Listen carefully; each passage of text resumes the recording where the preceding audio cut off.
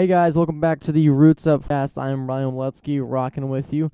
This is the second season of the Roots Up podcast. We're changing a few things up. We're going to have a rotating cast of 5 hosts bringing you weekly episodes, and throughout the week, one of our hosts will be interviewing some of those exciting teams around the country, giving us highlight episodes of each of those clubs. But for this episode today, we're going to have a lot of fun discussions. We're going to start off with USL D3 teams moving into NPSL markets and how they will be affected by each other. Then we're going to move into our top 5 conferences in NPSL, discuss a little bit of the WPSL, specifically the Heartland and the North, and how there is no Women's Open Cup.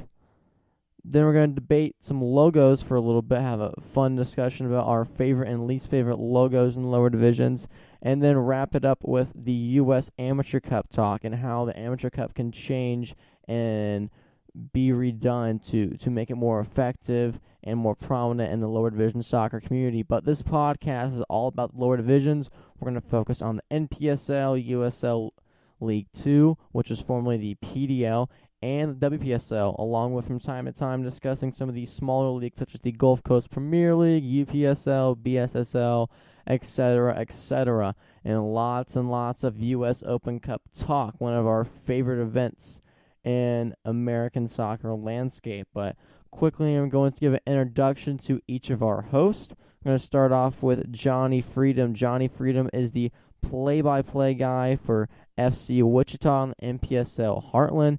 He also does play-by-play for many indoor soccer teams, and as he will mention on the show today, he actually designed the FC Wichita logo on a paper napkin. Big promoter of soccer in the Wichita area. Very, very funny and intelligent guy. Make sure you follow him on Twitter at JohnnyFreedom73. Our next host is Ryan Stallings, maybe better known by Kaiser Stallings. He was on the first rendition of the Roots Up podcast in Season 1, and he's back this year. He is the leader of the Red Watch, the Little Rock Ranger supporter group in the NPSL, and his Twitter handle is Kaiser Stallings. Then we have Tim Blecky from Asheville City SC. He is from the You're Smarter Than Us podcast, talking about all things Asheville City SC, and he has a great deal of knowledge about the Southeastern Conference and the WPSL, as Asheville City is one of the best WPSL sides. You can follow him at YOURE_smarter on the Twitter sphere. That is his soccer Twitter account. And then finally we have our Northern Tim Abbott. You can follow him at Tim Reporting on Twitter. A former Englishman, moved to the States, lives in North Dakota, covers the North Dakota Fusion, and knows all things about the NPSL North Conference and the WPSL. Make sure you give all of those guys a follow. And then finally myself, Ryan Waletsky, play-by-play guy for Georgia Revolution FC in the NPSL Southeastern Conference. Logo snob and lover of the lower divisions. You can follow me at Riley Maletsky on Twitter. That's MALEITZKE. But we're going to jump into our first topic of the day, and Tim's going to start us off by discussing the USL League 1 new professional league in America moving into NPSL markets, and how the relationship between the teams and how a professional team in an amateur market is going to be affected, specifically talking about Chattanooga Red Wolves moving into Chattanooga FC territory, and then Greenville Triumph moving into Greenville FC territory.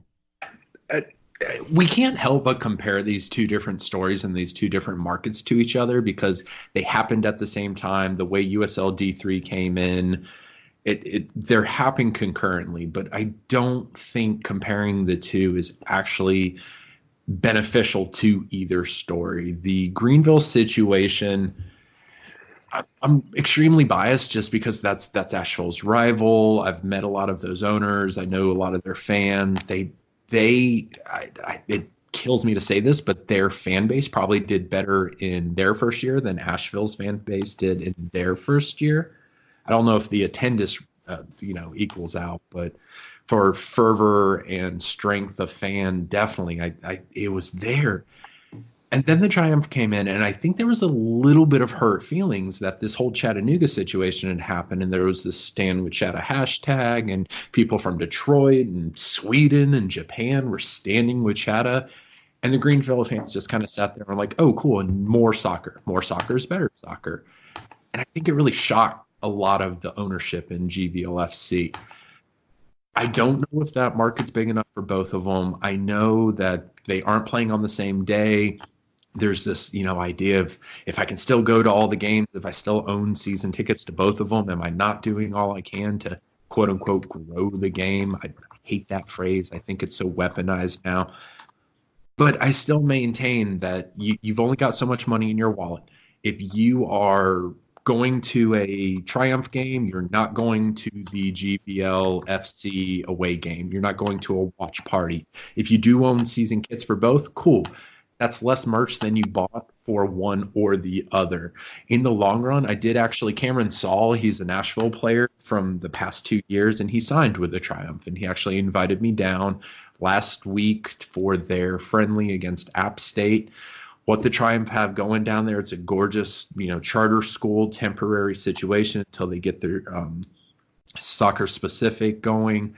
It's in kind of a wonky part of town that it's not like you can walk to the stadium. There is nothing around it to create a game day atmosphere. There's a parking lot that they're going to manufacture it, but it's not something you're really going to be able to partake in.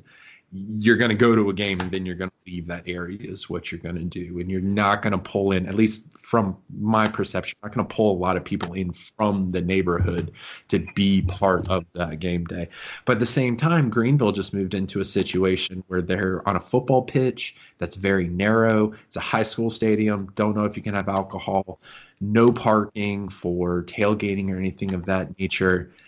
It's a dicey situation. I can really see Greenville FC maybe having to kind of pull things back in a year or two and maybe not go as big, have more simple kits, move away from, I think they're with Adidas right now, move to a cheaper kit maker. That situation is just so rough. Now, the Chattanooga situation, totally different. And by that, I just mean it seems to me like USL very specifically chose that market and spearheaded into that market in an attempt to stop the momentum that CFC had basically built behind them. I don't necessarily know if it was malicious enough to say. Tim Kelly gave a recent interview where he used some really rough imagery when he was describing the situation. He described it as trying to kill the baby in the crib. I don't know that it was as malicious as that, as much as they basically saw a market that loved soccer, and maybe there was an underdeveloped head of that momentum. And Sean McDaniel came in potentially and said, you know what, this management, this front office staff is not as well organized as they appear to be. Maybe they're having some financial troubles. Maybe this, goodness gracious, who would know better than him? They're ripe for the picking. Come in, let me lead you. It may take 5-10 years, but you could last another 90 years because this is a soccer town and this isn't a well-ran soccer machine. And I think that's part of what people have really bristled about, because CFC is not just a club. CFC is not just New York Red Bulls or the Colorado Rapids. Like, CFC stands for something in that community. The Chatta Hooligans, they, everybody says, a supporters group is family. Well, the Chatta Hooligans have produced something unto themselves where they're literally helping build the next generation of not just CFC fans, but the next generation of Chatta Hooligans, where they, send sponsorships out to youth academies. They pay for coaches to get their licenses. That's an organization unto itself. I actually heard somebody say today that they like the Chatta Hooligans more than they like CFC. And that kind of means something unto itself. So part of why they're bristling, part of why you see Detroit coming to Chattanooga's defense is because they feel like that concept of a soccer club being more than a soccer club being literally a social institution that can affect change and make society better and bring community together, build bridges between neighbors, and propagate kind of a better future was under attack. That's obviously what Detroit does with their kind of St. Pauli-esque far left view of politics, and Detroit itself being a hub of migrants and refugees and everything that Detroit's doing. Chattanooga may not be doing the same thing, but they're doing in their community what Detroit feels like they're doing up there. So you weren't attacking on the merit of sporting performance. This was nothing that really was ever going to get hashed out on the pitch. You were literally attacking that community. And for what? Just so a real estate agent from Utah could make some money. And don't get me wrong, from everything I've heard, Bob Martino is a decent guy who maybe got sold. This is going to be an easy thing and you're going to make a decent amount of money. And I don't think he's going anywhere. He put a club in Dalton. He put a club in Park City, all with the same branding. He's kind of in there for a bit. Maybe they can move to Knoxville. Maybe they can move somewhere else within Tennessee. But these next maybe 18, 24 months are going to tell a lot about the direction of soccer in America.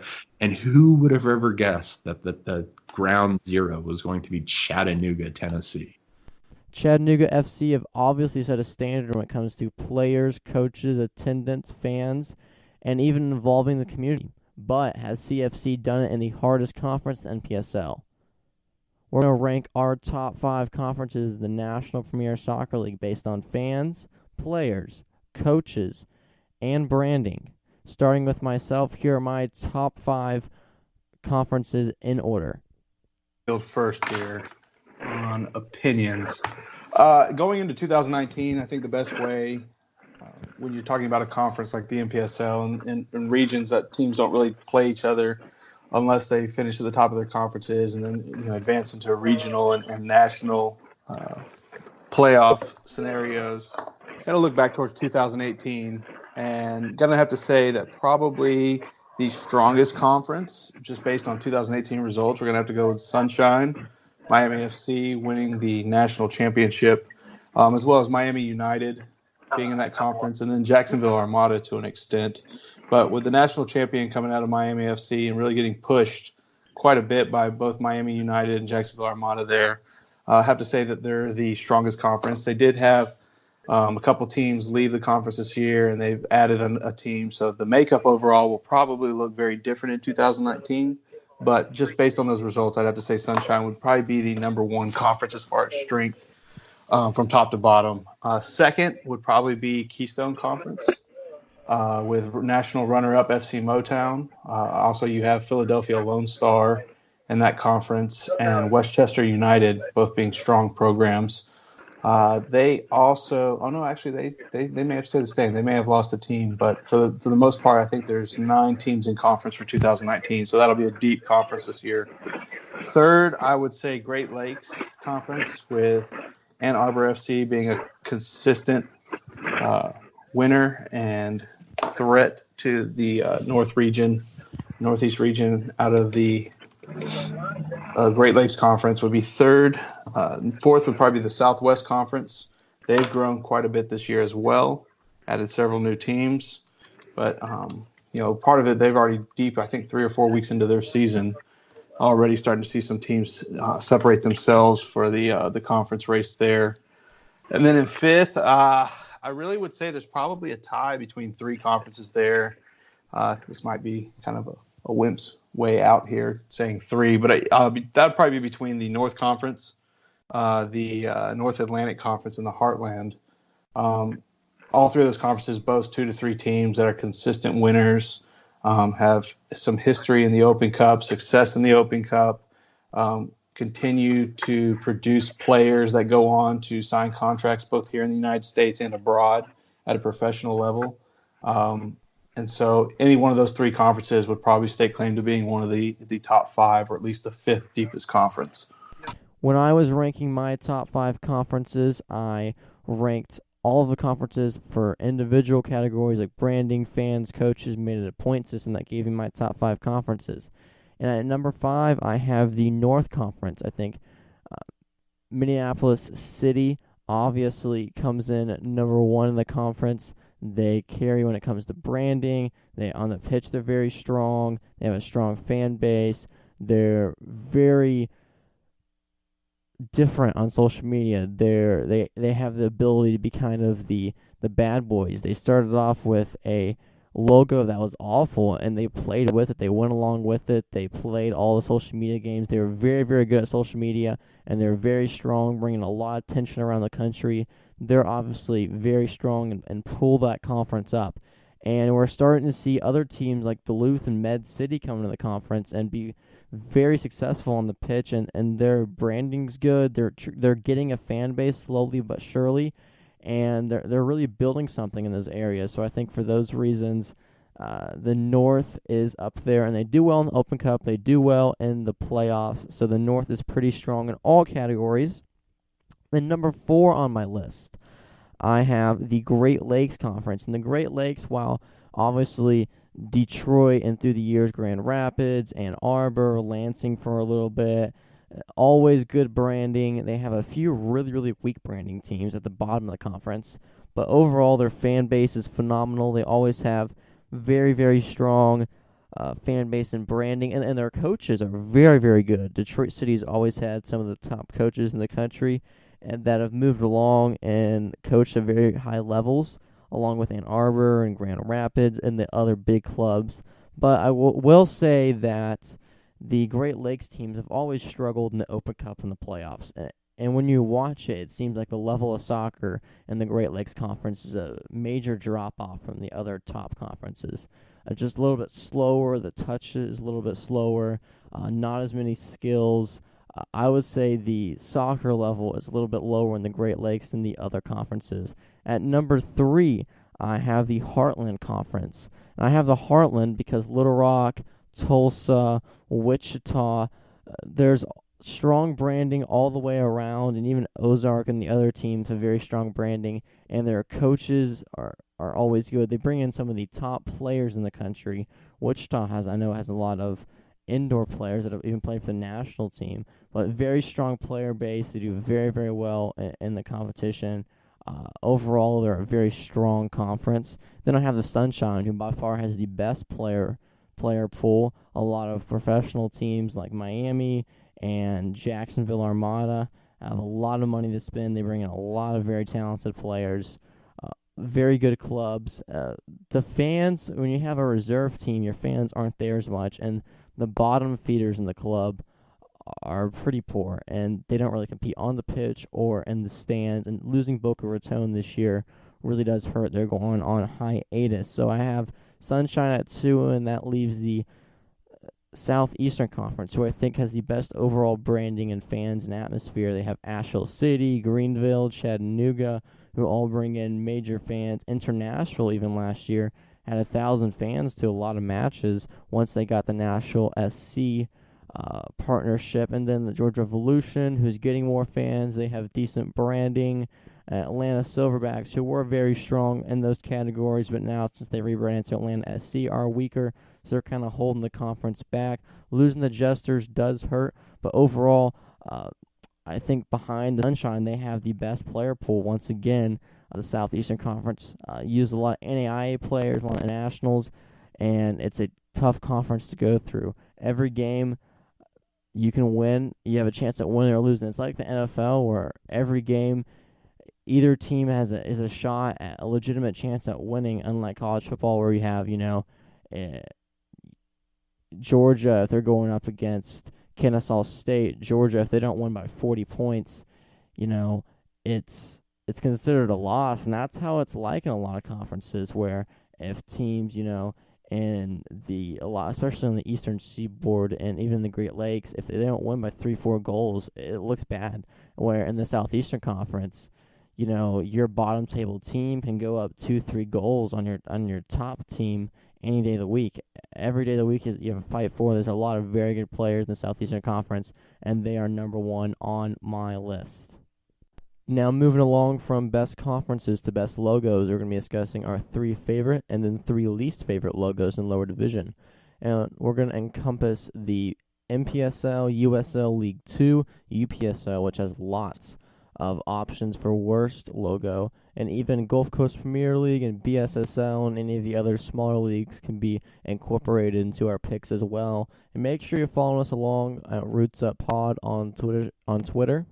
And we'll be tweeting out all of our hosts' favorite and least favorite picks on Twitter. Now, Johnny Freedom is going to start us off talking about his 3 favorite and 3 worst favorite.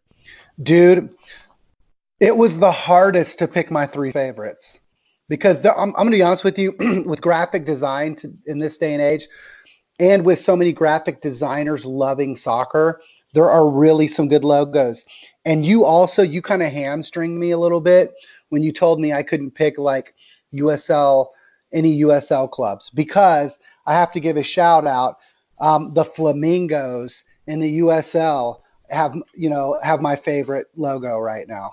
So I had them on my list, and so I went ahead and took them off my list as soon as Riley said no USL teams. And so I was like, all right, no problem. It should be fairly easy to find 3 that I like. I'm going to go ahead and start with, and I'm not going to rank these like 1, 2, or 3. I'll just say these are 3 great logos. I'm going to go ahead and start and get it out of the way so nobody bitches and complains about it. I'm going to go ahead and say one of my favorite logos has got to be my club, FC Wichita. And the reason being is I freaking created it. So it was when we were creating the club, when Blake Shoemaker, the owner, was creating the club, he was sending me logos from a graphic designer, and it was all garbage. I'm like, that's not good. That's not good. That's not good. And I told Blake, I'm like, you want to create a logo that the city can connect to, that the supporters are going to connect to, something connected to the city. And at that time, the FC Wichita was the first team to incorporate the Wichita flag, which is a huge thing. It's been a big thing in Wichita. And so we were the first really organization to incorporate the Wichita flag into our logo, and that was in 2015. Since then, it's blown up. FC Wichita, it's a great logo. It's a crest. It's a shield, rather, with the Wichita flag. It's got some elements that I really love in it, and so I also obviously got to start with that. The other one that I like a lot, and it's a recent one. It's a team that was created in 2018. And I think it's fantastic. It's Northern Virginia United. And it was clearly created by a graphic designer that put a lot of thought into it. It's blue, it's gray, it's white. I love the colors in it. I like the connectivity of the colors. It's clean, it's crisp. There aren't a lot of elements to it. It's a roundel, which is always going to get me. I love roundels. But it's also got a shield incorporated in the roundel. So that made my nipples a little hard as well. And then finally, my 3rd favorite, and I just like it because if anybody who knows me, I'm sleeved out. I have less uncovered tattoo skin than I do tattooed skin. I'm covered in tattoos, and I have skulls tattooed all over me. I freaking love skulls, and I love Providence City's crest. It's fantastic. Riley, we talked about this. I like simple crests. I don't like a lot of elements to them. Providence City, simple, black, white, and gray. It's got a freaking angry looking skull on the front of it. FC underneath it. It's a skull and crossbones. If I'm drinking at 10 o'clock in the morning, it makes me feel like a pirate. I love it. Providence City, a shout out. Probably my favorite logo behind FC Wichita. Have 3 clubs that you wish a rebrand upon? Oh my God, do I ever?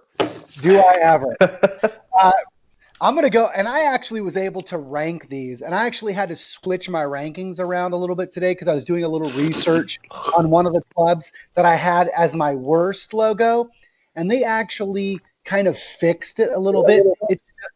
It's still fucking terrible, but it's not as fucking terrible as it was before. And so it went from the next to last worst, or from the worst to the next to the last worst. And so the 3 that I hate the most, that I just think are awful. And I want to say also, like what Tim was saying, this doesn't mean that they're a shitty team. It just means that they've got a shitty logo. Because the first team that I'm going to mention is actually a really good team, and that's the Laredo Heat. They're a killer team. They were great in the PDL. They're great in the NPSL. They were undefeated through the regular season. They are a Laredo fans. You have a great team. You guys need to rebrand. You guys need to rebrand because that logo is terrible. It's not even a shield. I don't even know what it is. It's some kind of weird, looks like an upside down bullet. It's black. It's got a terrible looking clip art soccer ball on it that's on fire over the state of Texas in a shitty font with an L and H on it, and the SC's in the wrong place, and the established 2004 is in whatever that basic ass font's in, and it's just awful. All right, Laredo Heat, you are a great team. You deserve a better brand. If I was a player on Laredo Heat, I wouldn't kiss that crest on my jersey. So, yeah, does anyone agree? I mean, you guys can argue with me on that, but you're not going to change my mind. It's fine. I love Laredo's team. They're best bucks. They deserve better. Yeah, there's two things you don't do when designing a logo. You don't use clip art soccer balls, and you definitely don't use clip art flames. And on top of that, they have 3 different fonts on the logos that legitimately look like fonts that be used on bad 80s Lettersman jackets. And all around, it's just a really bad logo. It's a complete piece of crap. That's bad, dude. It's just bad all around. It's something that you would expect to see on the back of a soccer mom's minivan, not on an NPSL team, and especially a former PDL team in the freaking soccer pyramid, for Christ's sakes, in America. I mean, it's terrible. It's absolutely awful. It's worse than Tottenham's chicken propped up on a soccer ball, on a volleyball. Anyway, moving to my number 2 is an NPSL team out of the Golden Gate division, and I don't even think that they're playing in the NPSL this year. Kaiser, you check me if I'm wrong, baby, but it's CD Aguiluchos USA. No, they're out this year. Damn it, but they're still in there, okay? I'm still calling it the worst logo. They've been a team since 2012, and let me say something to the fans. They're a fan. They've been a fantastic team, and they've been a contender in the Golden Gate Conference every single year. Your logo is absolutely terrible. It's a copy and paste nightmare. It is some kind of weird V with like 2 backwards ones with an El Salvador flag smashed in there with an eagle head on top, but it looks like a really bad American nationalist with the American flag colored on his face really bad. So it's just so many things that make me want to vomit in my mouth. But then they kind of rebranded it a little bit, and they redid it last year in 2018, and it's still terrible, but it's not as terrible. The one on their Twitter feed is absolutely horrible. And guys, I put it on our Switch thing, and I will post it on my Twitter page, Johnny Freedom, at Johnny Freedom 73. And if you don't think that's a terrible logo, then you need to go and get your eyes checked. The worst logo in American soccer, and nobody can convince me otherwise. Nobody. I mean, you could take a shit and wipe it on a piece of paper, and it wouldn't be as bad as this logo. And it's all the things that Riley just said, and I don't even know if this team is good or bad or anything, but your logo is a graphic designer's nightmare. And it's a roundel, Kaiser, which you and I both love. It's a roundel, and it's Inter Orlando Football Club. Yes. Am I lying? Is it terrible? No. It's awful. And so I love the colors. It's blue and blue and blue. Hey, Riley, real quick, a couple of notes on 2 of Johnny's picks there. CD Aguiluchos, I believe they started a reserve team in UPSL last year. And I could be completely wrong here, but I've got notes here from when I was working on the lower league soccer map last year. And so I got from a contact out in the West Coast there that San Leandro United FC, which has branding completely different from CD, was their reserve team. And they were changing the names just to kind of hide that they were reserve teams in the UPSL from the NPSL. So San Leandro United may be where CD Agualuchos, if they're taking a hiatus here from the NPSL, or they folded their NPSL club and they've kind of filtered down into this UPSL club, and they're now San Leandro United. Inter Orlando, another note, they left the UPSL. They were billed as this great powerhouse, UPSL powerhouse, joining the, I don't know, just pile of shite league, U.S. Premiership that was going to have the powerhouses like the Houston Regals joining it that then didn't join it. From what I can tell from their latest website, looks like it came from 1998. They've had maybe 5 games between some teams in Florida, and Inter Orlando has not mentioned any of those. So they may have taken their horrible crest to a horrible non-existent league and may have folded. So my favorite 3, I'm going to start off with my favorite of the bunch. That's Ogden City Soccer Club, based out in California. They're in USL League 2. They were an expansion club, and formerly it was called the PDL last season.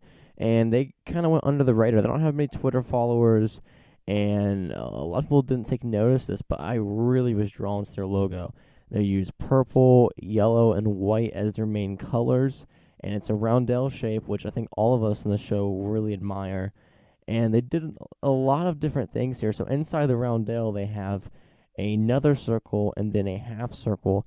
And it looks like a mountain in the background that's kind of faded into the logo to tie back to local heritage. And then they have some cool lines going around. And then outside of the roundel, where it says Ogden City, they have kind of a half arrow pointing down there on each side that fades into the soccer club portion that is in purple. And it's a lot going on, but it looks very, very sharp. It's a very appealing logo to the eye. And then second, I have a popular club in the American landscape, and that's at the NPSL, Kingston Stockade. Simple shield kind of shape. It's black and white.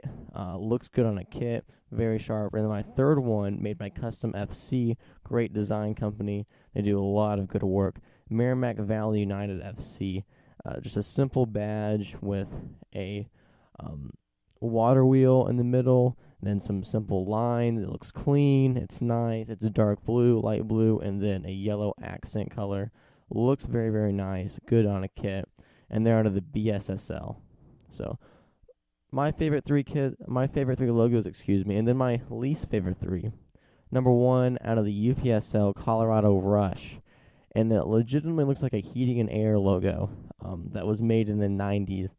But it's an @ symbol with a horrible font R, and it looks very, very rough. It's a youth club that just has a UPSL adult league, so it kind of makes sense. And then my second worst is Crossfire. Their logo, they're actually in the NPSL. They have a great developmental academy program, fantastic academy, but their logo is complete garbage. It's a capital X, capital F, and underneath it says Redmond. Plain, boring, no creativity, and it looks awful. And then my third least favorite logo is AS Los Angeles out of the UPSL. And they just have a simple shield with gray and then a lighter gray tones going down the middle. And then it has their team name and 3 stars. It's very boring, very, very unattractive. But I will say it is the best out of those 3 options. Okay, so I've been furiously scratching out my 17 favorites across the lower leagues. Some previously mentioned, and some will just have to go unspoken since I'm being limited to 3. But starting with the NPSL, probably, and this is terrible coming from a Little Rock Rangers supporter, my favorite crest in the league that hasn't already been mentioned would probably be Tulsa Athletic. There's just a really great, unique blending of kind of some old style where you have a shield and then you have a rampant unicorn and a rampant lion flanking the shield there that you see in a lot of old family crest, old hereditary crest, an old sports crest across Europe, primarily in the United Kingdom. But then they've modernized it. They've revamped their logo as well in the last couple of years, so that it's got some really kind of modern, hard to find lines and angles to it. And then last year they even added in the shield itself, in some of the quadrants, they've added tacos and beer mugs. So really they just captured like this old nod to history and how crests were formed, hundreds of years in the past, with this modern nod, and then also just kind of playful with why not throw tacos and beer in the shield of our logo. And it's pink. And it's pink. And it's hot pink. Yes, hot pink. It's hot pink, New man. Mexico United Meow Wolf of the NPSL. Yeah, pretty much. Staying in the NPSL, another one again, I know some of the other guys have already mentioned about simplicity being one thing they really look for. Also, have something that immediately draws attention or callback to your area, your town, your region, your precinct. So my second favorite in the NPSL, again, in air quotes, not already mentioned by others, would probably be Brooklyn, the Brooklyn Italians. I really like that roundel with the imagery of the Brooklyn Bridge, immediately letting you know exactly where they are. Their colors being blue, green, and red. Colors often associated with the Italian flag and the Italian team, the Azzurri, their blue uniforms. And then I'm going to actually go over to the Gulf Coast Premier League and say my third favorite there would be Mobiles. Again, simplistic. I love roundels. I'm a sucker for roundels. But then the Mobiles nickname is the Azalea City. And so they've got a single azalea blossom in the center of their crest. And immediately you know that that's Mobile because they identify so strongly with that. And so those would be. Also kind of looks like the Stranger Things monster. It does. Okay, so again, scratching my list down from a dozen to 3. They're actually going to all be. Some people won't be surprised. They're actually all going to be in the UPSL. Starting with Southwest FC out of El Paso. I don't know if anyone's taking a look at that. I'll be sure to post it later. But it's supposed to be a forward-facing Lobo or Coyote or Wolf. And someone mentioned it looked like 2 KKK Klansmen dancing with their stomachs pressed out towards one another. And once you hear that description, you will never be able to unsee that description. It's really bad. It looks like someone drew it up in paint. The Southwest and FC is actually off-center. One of the dancing Klansmen is off-center from the other. I'm looking at it now, right? It's horrible. Oh, my God. So bad. Right. Our Twitter followers real quick. We posted a Friday hot takes tweet, and one of the hot takes was FC Grande was going to finish above Southwest FC, so kind of adding on to what Ryan's saying about one of the worst crests in the country. Oh yeah, well, that's Dan Vaughn, and he's the founding member of the FC Grande supporters groups, and he lives in El Paso, so he's definitely rubbing some folks the wrong way, very purposefully getting the banter started ahead of their season for sure.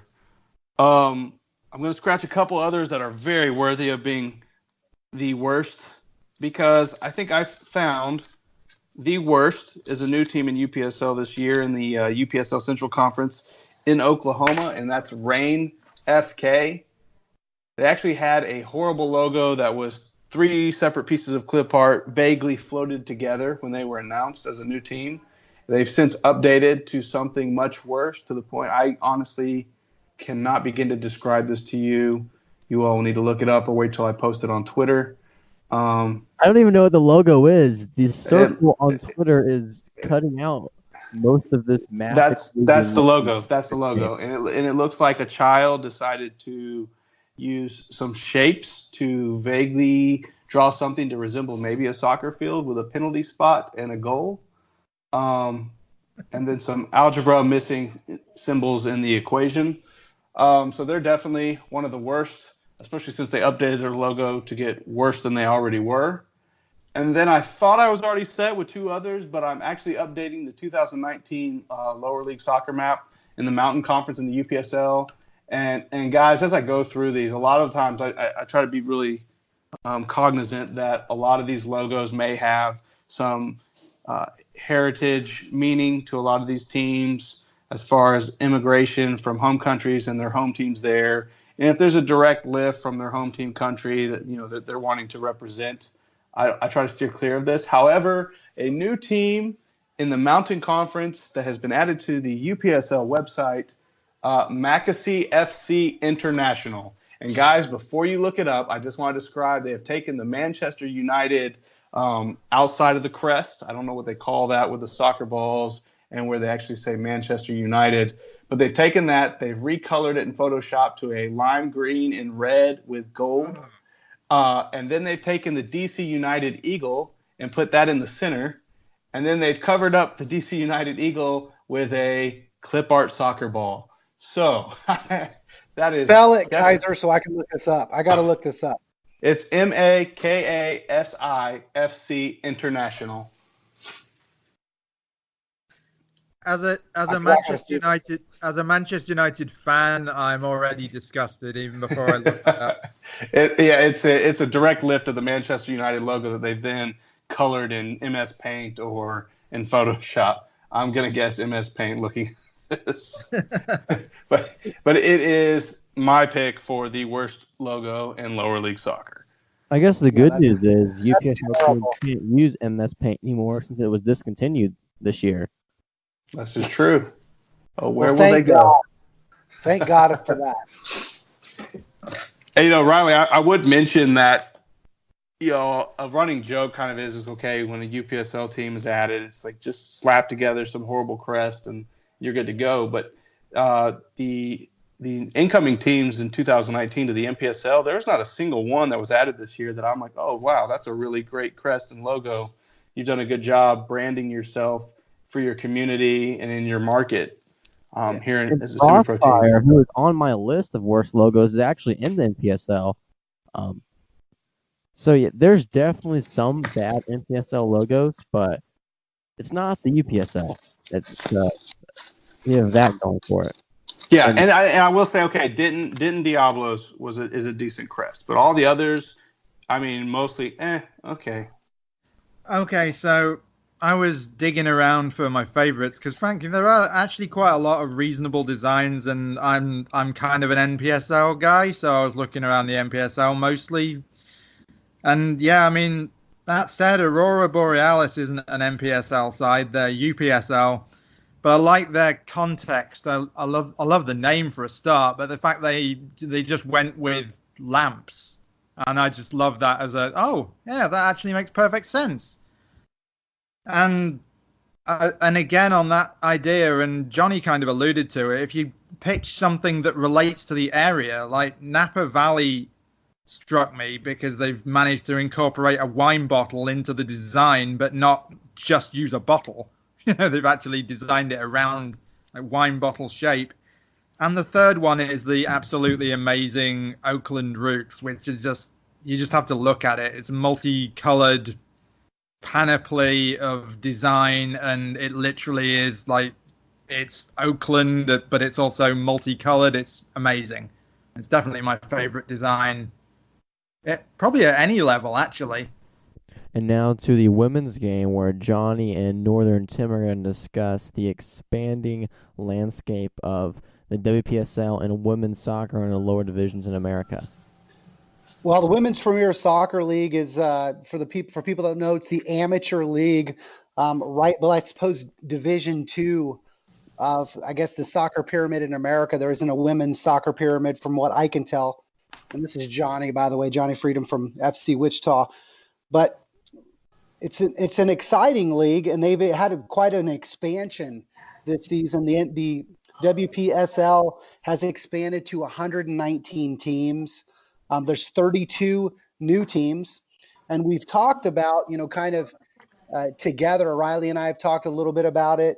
And then we talked a little bit about with Northern Tim about, what can the WPSL do to expand and make things better. They've done a great job expanding. Obviously, 119 teams just shows that, if anything, that there's a lot of communities that are committed to women's soccer in America, but it also, in my opinion, shows that there's a lot of soccer talent to be had. Now, unfortunately, those 119 teams are all amateur, and there's really what we're really lacking in is we're lacking in the NWSL in the effect that there's a difficult transition from the amateur to professional leagues when you only have, just a few professional teams for these amateur players to transition into. As far as my thoughts for expanding is what we've seen a little bit is that we've seen some MLS teams as well as some NWSL teams, the Professional Women's League, actually hosting or supporting a WPSL team. And so as far as those players from that particular WPSL team, they have an opportunity to, there's I guess for a lack of a better terms, there's a light at the end of the tunnel for them. They can move from that, I guess, suppose second team to first team. But for some of these WPSL teams, they're really having to attend. Like for FC Wichita players, for example, we had 3 of our FC Wichita players that had to go to the NWSL open tryouts, where they were looked at by a variety of different professional ladies teams and in hopes that they might be picked up.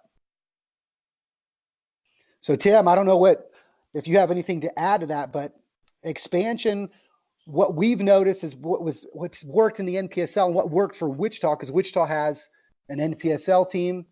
We also have a WPSL team, an FC Wichita as well, women's team. What's worked for us and what's made our team successful is, for one, we have a lot of local talent. We've got a local talent, Division I talent that play at UMKC, which is the University of Missouri at Kansas City. We've also got KU women's programs, Kansas University, as well as Kansas State University women's programs, and then some smaller Division II schools, Emporia State, as well as some NAIA, KCAC teams like Friends University and such that really have a lot of local talent.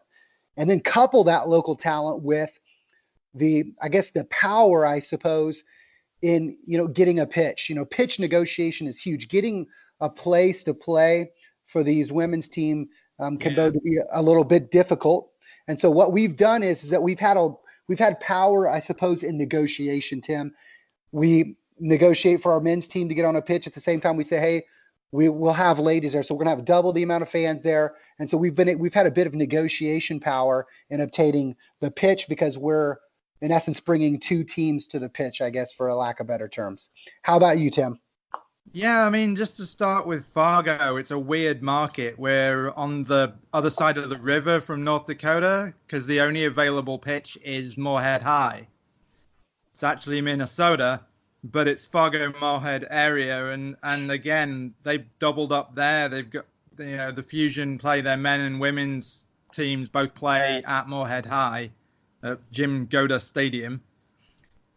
And it's, there's to start at the top of the pyramid, there's no NWSL in Minnesota.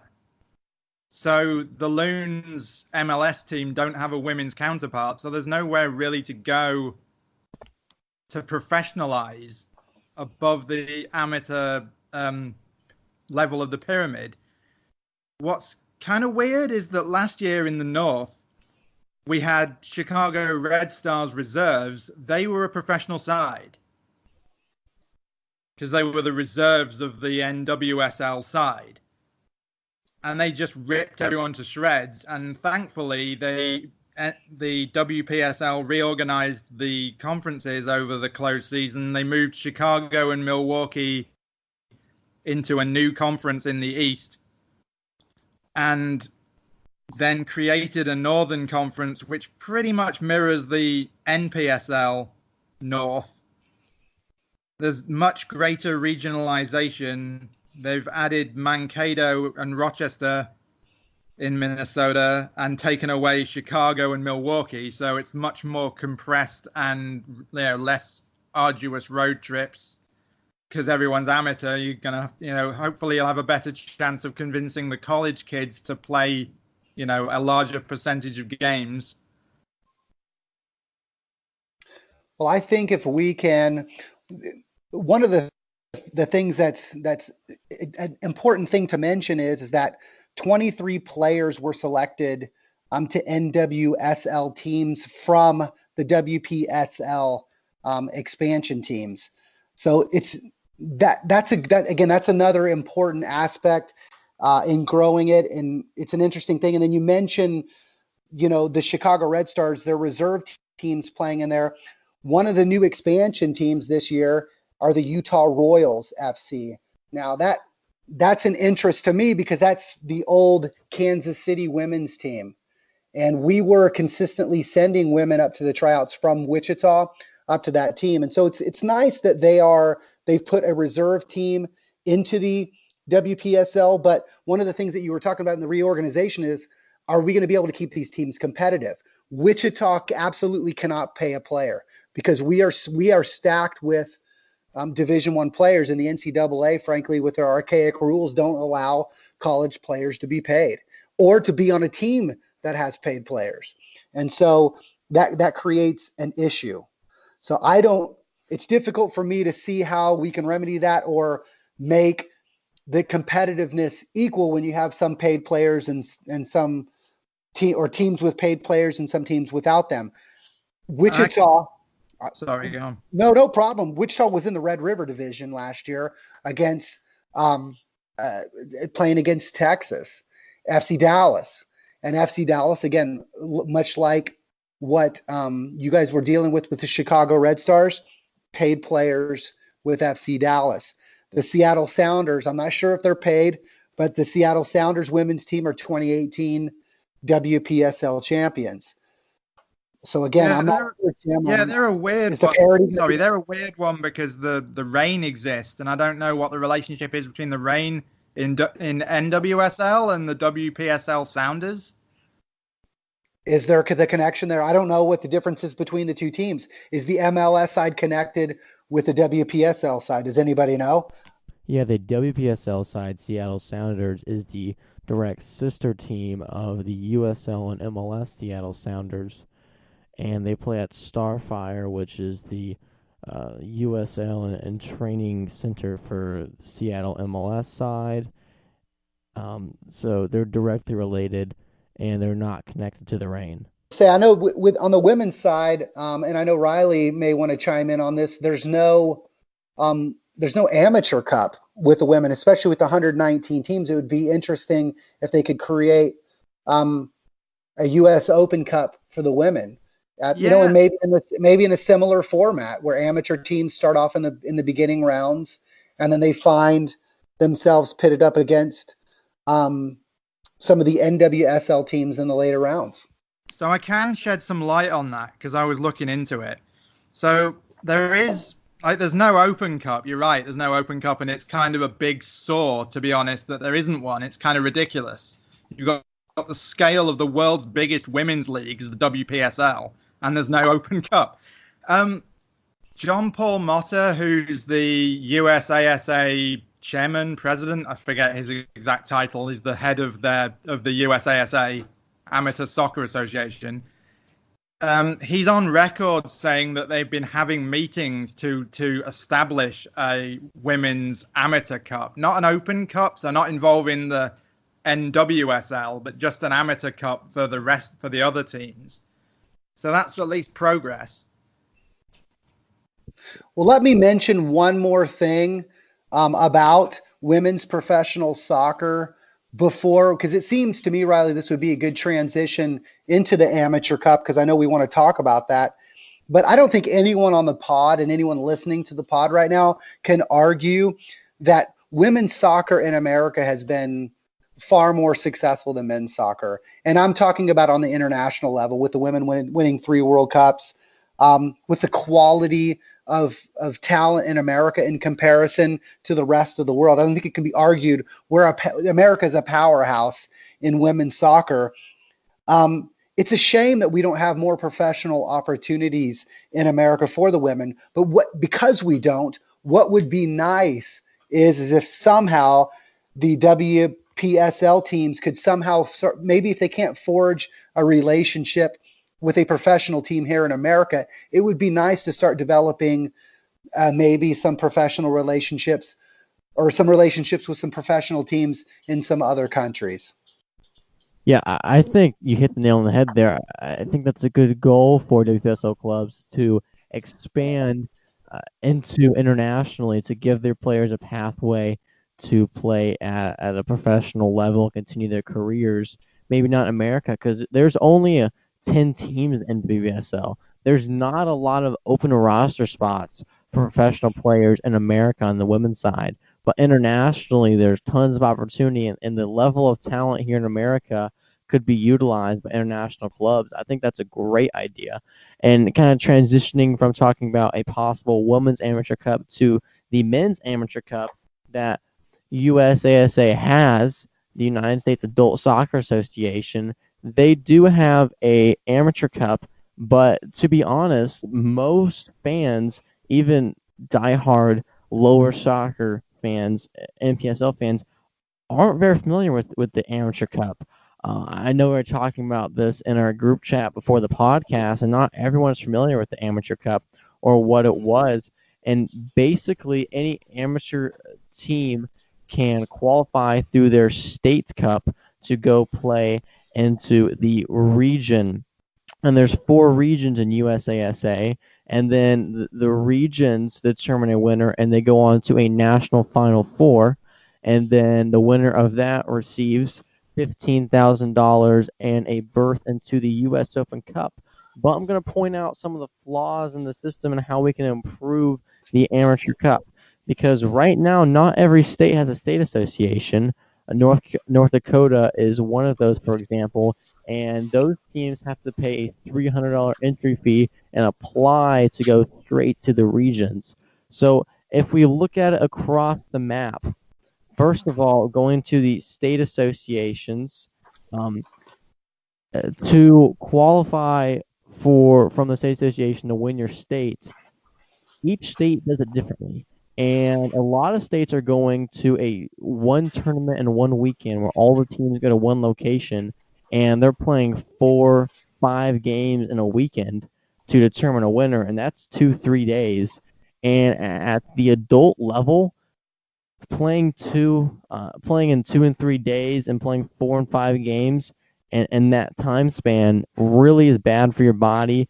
That's going to create lots of injuries, opportunities, and that kind of scares away your NPSL, UPSL, or even PDL if a PDL club wanted to participate, which I don't foresee at all. But it kind of isolates into small beer league clubs wanting to make that big run to the Open Cup that are trying to use this as an open door. And the state associations, each state is different. There's no cohesiveness in USASA. Each state association is different. They run their tournament differently. And then you go to the regions, and they operate in 4 independent divisions, 1, 2, 3, and 4. And there's no cohesiveness. Each the division playoffs or the region playoffs, are different from each other. There's no consistency across the board. And overall, it's very confusing and complicated to follow and to participate in because each region is so different from each other, and it's not operating under one cohesive umbrella like it should. And another big issue is travel. You're playing a lot of games in a lot of different places, and there's not a lot of, once you get outside of the state, there's not a lot of teams close by, and so travel costs for these smaller clubs is very expensive, and you don't know where you're going to play or who you're going to play. Maximum time you're going to get to know where you're going to play and who you're going to play is 2 weeks, but sometimes it's days before the game you find out where and who you're playing. And the planning and scheduling is very, very difficult for these clubs. And a lot of these amateur clubs, they're adult teams where they're like Christos FC and Open Cup run, where guys have to ask off for work to go play at the next level. It just doesn't make sense for a lot of these guys to go travel, 3-4 states away to play a soccer game that they have to pay to play in and to pay an entry fee to get into. And at the end of the day, all the travel and the games you have to play, you're playing 7, 8, 9, 10, 11 games just depending on your state, like I said, because some states operate different than others to get an Open Cup berth. And that's not really worth it when you can just qualify through the U.S.